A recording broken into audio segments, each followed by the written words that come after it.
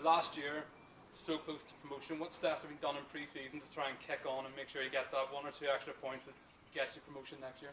Absolutely, very, very disappointed.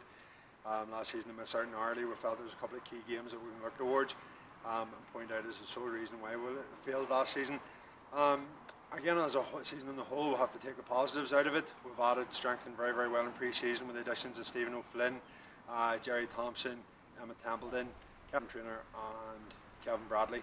So the 5 additions will hopefully add experience and strength to our squad. We've maintained the majority of the squad from last season. I think maybe 16 out of 18 players re-signed. So we're in a very comfortable position at the moment with 20-22 players that we believe are more than adequate to help us push on this season for promotion. Now, obviously, it wasn't too long ago that the club was in top flight. Do you see, is it possible next 2 seasons back-to-back promotions and get there again? I think being realistic, we always said whenever I came in here, we would hope maybe 2 seasons per promotion. So we already missed out on getting promotion in our first season. This season, then, if we got promotion, it would keep us on course.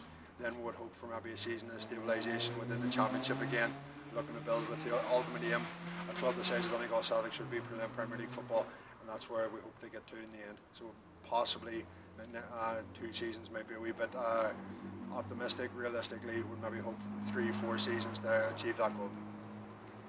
Now, long term, there is being steps put in place as well as the new signings, but long term, making links with Andersonstown Celtic to help bring in the future of Donegal Celtic, that must be an exciting time for the future of the club. Absolutely, and we're an awful lot of thanks to the likes of Liam Carville and Neil Meenan, boys like that who've made that link possible. We approached them, basically showed them around the facilities, explained what our vision was.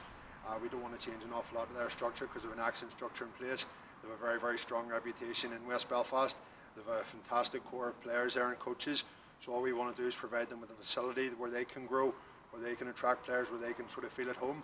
And eventually that'll hopefully feed players through, filter them through into Pat's under-20s team, and then eventually into our first team. So we're absolutely delighted with that link. And again, thanks to the boys and the committee at Andersonstown Celtic who made that possible. Getting to the first team will be the ultimate goal, but they've got to pass through the under-20s possibly in getting there. How much is your role going to play a vital part in helping bridge that gap? Well, even last year, I think the under-20s was very strongly linked with the first team. They picked up a significant amount of injuries over the Christmas time period, and a lot of our younger fellas stood up to bridge the gap, especially now going into this season where we're going to be, hopefully, in my view, a lot stronger. Last year was our first season together, so obviously bringing in the team, we've bonded quite well together. We're giving that good support to the first team. Should we be called on, we'll be there to be able to support them again this year, and hopefully aid them in their title promotion for this season. Is that something that you're expecting to take place, bring more of the under-20s through this season, if and when required, and possibly, just to give them that experience? Absolutely. I think last year, as Pat says, it was a terrific asset to have. We must have used maybe 5 or 6, I think, at least under-20s players. Some of them played maybe a handful of matches, up to 6-7 matches.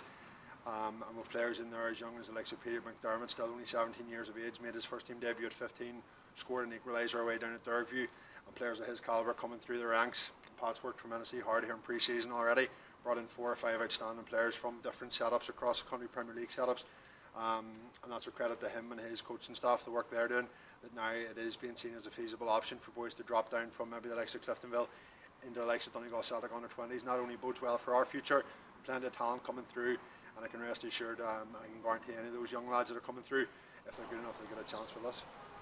The overall objective for the first team is to push on, get promotion. What's the aim of the under-20s this year?